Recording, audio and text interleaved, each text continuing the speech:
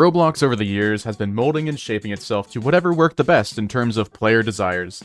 I've been on this platform for, let's just say about a week, and seeing the quote-unquote meta of Roblox games slowly develop and change has definitely hurt a bit to see. The patterns of abusing the attention span of their target audience and using Robux as a paywall for everything is one thing, but there's one more key issue that has started to bear its fangs. Gambling. Let's go gambling! Aw, dang it! Aw, dang it! Aw, dang it! Aw, dang it! Hey, it's Iron, and welcome to my sorrows being vocalized. If you scrolled through the Roblox charts page within the past year, within the past 365 days, you've likely seen 30 different games with the name RNG slapped on. Most of the time they fall off quite fast, however, others will immediately take their place the same day. A lot of this definitely sparked from the major success that Soul's RNG was back then, and now every game with any kind of random loot pools has to be the exact same way to fry those dopamine receptors just as efficiently. But where did we go wrong? Games where your entire gameplay loop is just sitting around waiting, sometimes coming back to your computer after running a macro to check if anything happened, and then leaving again. The desire for whatever artificial rare drops you could receive heavily outweighing the negative thoughts of just wasting your time. Most of the time, these super duper rare drops that you strive for are a slight increment of improvement over the others, and other times they are so heavily overtuned because the devs decided to just type random numbers that were higher than the last ones. Don't get me wrong here, I'm a major fan of when numbers get large in video games. Hell, it's one of the major things that get me to like a game so much. Case in point, Balatro.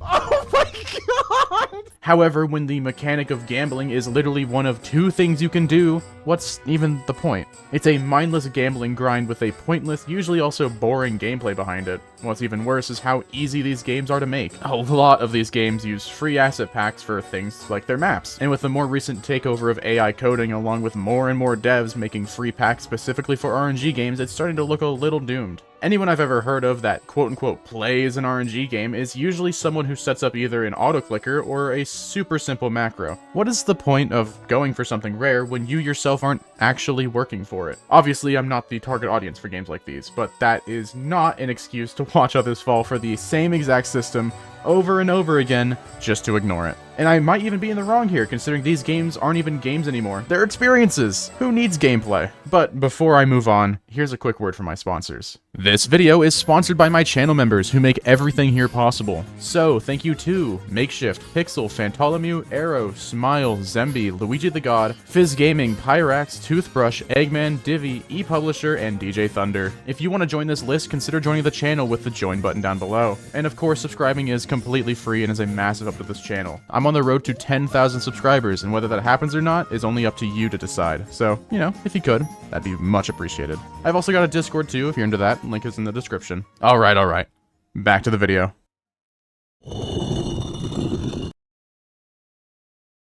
Now, we're stepping into dangerous territory here, because this one is less of a problem and more of a common mechanic in a lot of games. For instance, a game that really showcases the flaws of loot tables is Critical Legends, a critical expedition game with some of the most abhorrent loot tables possible. The direct difference between a loot table with stupid drop rates and games based purely around RNG is their gameplay and central gameplay loops. Where in RNG games you roll purely only to get a more rare thing than your previous cool thing, games with loot tables have them to enhance the core of their own gameplay, whether that's getting a new weapon that you've so desperately wanted forever, or getting a rare drop that makes your setup even stronger. There's a plethora of ways to make a system to use RNG without plaguing your game with the curse of greed. Deep Oaken used to do this incredibly well. Back in verse 1, seeing somebody with a legendary weapon like a Crypt Blade was an interesting experience. However, now they're made so unbelievably common, I find myself selling legendaries to the antiquarian more than actually using them. It's the idea that the RNG matters that makes a system seem less like a waiting simulator and more like an actual functioning game, where those insane 1 in a bajillion drop rates could get you a few seconds of dopamine.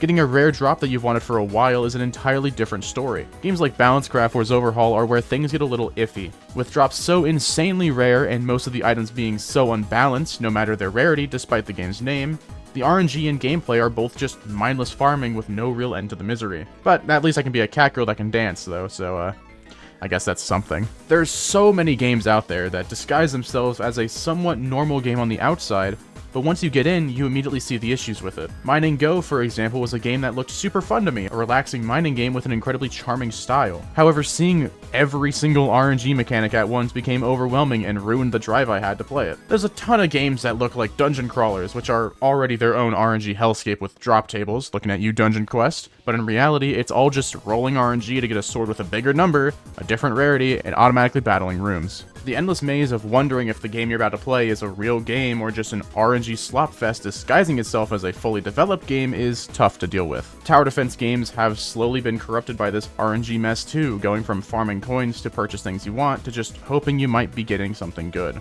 A lot of these games are exactly the same as each other with a different coat of branding paint that appeals to a certain target demographic. It can be literally anything that's currently popular, and I'm sure you know what's popular right now. I wouldn't be surprised if a Squid Game tower defense became a real thing relatively soon with the same RNG factors. Which, come on. But it's not all that bad. Roblox is a way for folks to fuel their imagination and make a game that has a backbone and soul behind it. So I want to shed some light on these games for you. So let's look at some of the games I've played recently that are worth your time to check out. If you're into rhythm games like I am, a great place to go is Rusher, as it's recently been taken out of its demo form and had all of its visuals absolutely made beautiful.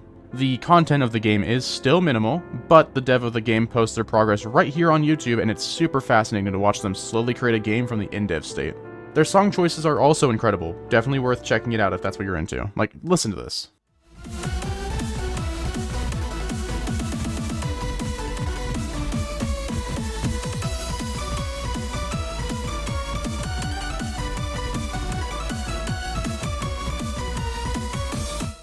There's also more serious games with titles like Decaying Winter, which I actually made a video or two on way back when. Along with that, Gravedigger literally just exists. No game passes in sight, just people living in the moment. Adrenaline is an incredibly fun, fast-paced shooter that's currently in the early alpha stages of development. The weapon choices are incredibly slim, but the movement is fast and very reminiscent of Phantom Forces, for better or for worse.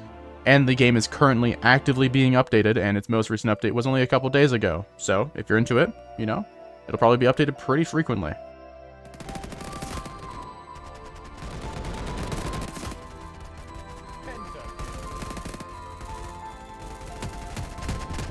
Grace is also incredibly fast-paced, and playing with friends is one hell of a fun experience. It's basically Doors if it was a speedrunning game instead of a horror game.